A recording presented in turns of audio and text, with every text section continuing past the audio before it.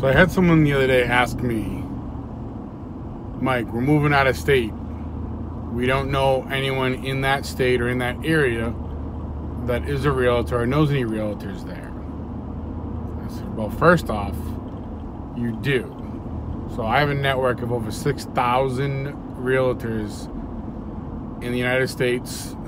Some are out of the country, but I can tap into any state and find a realtor. If one of my people in my network isn't one, they can find someone else. Then she says, okay, well, what do I ask them for questions? Should I ask them how many houses they sold? Should I ask them,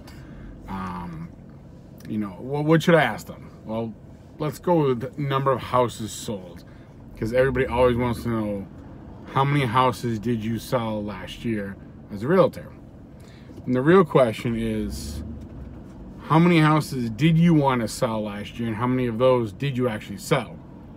I know some really good agents that only sell 4 or 5 houses a year because that's all they want to do.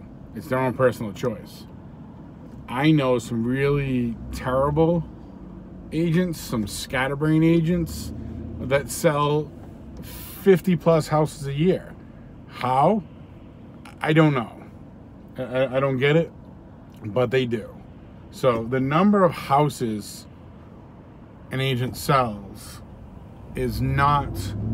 should not be on the top of your list, unless you ask them how many they wanted to sell. Another thing is, if they're selling that many houses, do they have time to take care of you personally? Or are you just going to get shoved off to one of their assistants?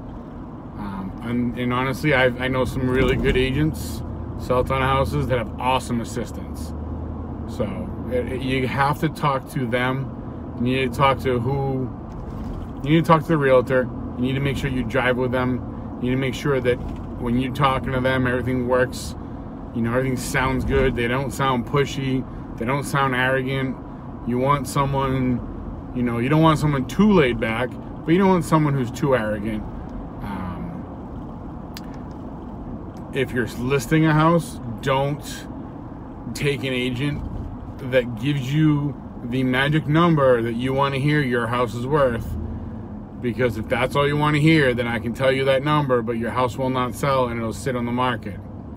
I'm going to tell you what your house is worth so that you know the real number, what it's going to sell for. A lot of people pick an agent because they tell them that they're going to get $50,000 more than their house is worth. Well, they're not. It's just not there. It doesn't exist. Here's the market. Here's the proof. Here's what's on the market. Here's what's under agreement. Here's what's sold. Nothing's sold around that number. You're not getting it. It doesn't matter what you want or what you think you should get. That's what you're going to get, is what the market will bear. Trying to think of what else I can think of. So the biggest thing is, as long as you can get along with the agent, call them back in a day or two. See if they answer their phone. If they don't answer their phone, it's okay. Realtors are busy. But they need to call you back quickly. So if they don't call you back within a couple hours, unless they're in a seminar or somewhere where they can't, that's the only reason they should call you back relatively soon. I think that's about it. If you guys have any questions, let me know. If you guys need a realtor anywhere in the country, I have that. I got some in England. I have friends who are in Mexico. I got Canadian realtors. So anywhere in North America, you let me know. A couple in Australia too. So talk to you guys later. Thank you.